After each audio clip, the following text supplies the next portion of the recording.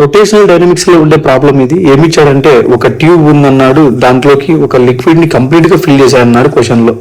ఆ లిక్విడ్ యొక్క mass 2m అని కూడా అన్నాడు క్వశ్చన్ లో, రైట్. ఈ ట్యూబ్ ని ఏం చేశాడంటే about one end horizontal plane లో ఇలా రొటేట్ చేశాడు ఒమేగా యాంగులర్ స్పీడ్ తో.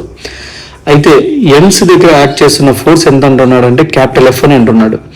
అయితే యాంగులర్ వెలాసిటీ ఎంత అని అడుగుతున్నాడు క్వశ్చన్ లో. సో ట్యూబ్ లో మొత్తం లిక్విడ్ తో ఫిల్ చేసిన తర్వాత about this axis at one end rotate చేసేటప్పుడు ఎండ్ దగ్గర యాక్ట్ అవుతున్న ఫోర్స్ ఇందులో నేను ఒక చిన్న ఎలిమెంట్ కన్సిడర్ చేసుకుంటే దాని యొక్క length dx and mass dm axis of rotation నుంచి x దూరంలో ఉందని అనుకుంటున్నా. ఈ ఎలిమెంట్ మీద యాక్ట్ అవుతున్న ఫోర్స్ ఈ డైరెక్షన్ లో ఉంటుంది, సెంట్రిపిటల్ ఫోర్స్ అయితే ఈ డైరెక్షన్ లో ఉంటుంది రొటేట్ అయ్యేటప్పుడు, right. Mass per unit length ప్రకారం టోటల్ మాస్ ఈ లిక్విడ్ ది 2m అని మెన్షన్ చేశాడు క్వశ్చన్ లో, డివైడెడ్ బై లెంత్ L అని రాస్తున్నాను. ఈ ఎలిమెంట్ యొక్క మాస్ dm, లెంత్ dx కాబట్టి dm బై dx యూనిఫామ్ గా ఉంది కాబట్టి ఈ రెండు రేషియోస్ ఈక్వల్ అవుతాయి. దెన్ అప్పుడు ఈ ఎలిమెంట్ యొక్క మాస్ ఏమవుతుందంటే dm is equal to 2m by L into dx అవుతుంది అనమాట.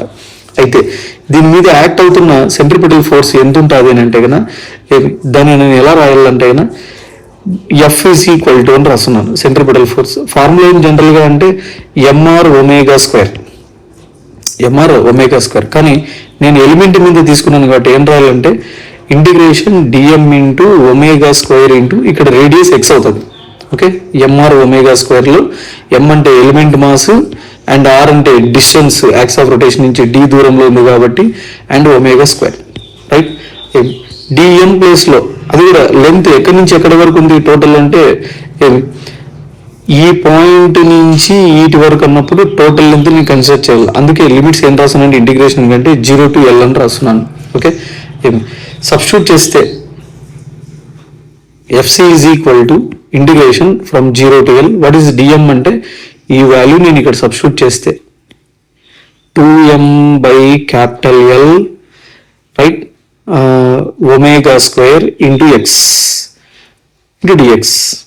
ఓకే, ఇంటిగ్రేషన్ ఏమేమి బయట రాయొచ్చు అంటే 2m by capital L omega square బయట రాసేసి integration x dx from 0 to L. What is integration x dx అంటే x స్క్వేర్ బయట అవుతుంది. So 2m by L into omega square x square by 2 limits వచ్చి 0 to L ఉంటుంది. First upper limit substitute చేస్తే 2m by L omega square into L square by 2, lower limit 0 కాబట్టి 0 substitute చేస్తే ఇది 0 అయిపోతుంది. So -0 అది రాసిన ఒకటి రాకపోయినా ఒకటే, రైట్. ఇక్కడ 2 క్యాన్సిల్ అయిపోతుంది. నీకు ఈ సెంట్రిపిటల్ ఫోర్స్ ఎవరు ప్రొవైడ్ చేస్తున్నారంటే ఈ ఎండ్ దగ్గర ఉన్న ఈ F ఫోర్స్ నీకు ప్రొవైడ్ చేస్తూ ఉంటుంది కాబట్టి ఇక్కడ సెంట్రిపిటల్ ఫోర్స్ నీకు ఏమవుతుంది అంటే కన్నా F ఎండ్ దగ్గర యాక్ట్ అవుతున్న ఫోర్స్ కి ఈక్వల్ అవుతుంది. ఓకేనా, అందుకే m ఒమేగా స్క్వేర్ ఒక L కూడా క్యాన్సిల్ చేసేస్తే ఇక్కడ ఇంకొక L మాత్రమే మిగిలి ఉంటుంది. So m omega square into L. నాకు కావాల్సింది ఒమేగా స్క్వేర్ కాబట్టి omega square is equal to F by ml and omega is equal to root of fml. కానీ లెంత్ క్వశ్చన్ లో 1 మీటర్ మెన్షన్ చేశాడు కాబట్టి యాంగులర్ వెలాసిటీ ఎంత అవుతుంది టోటల్ గా అంటే root of f by m మాత్రమే అవుతుంది L1 సబ్స్టిట్యూట్ చేస్తే. సో ఇది యాంగులర్ స్పీడ్ ఆ ట్యూబ్ రొటేట్ చేస్తుండేది.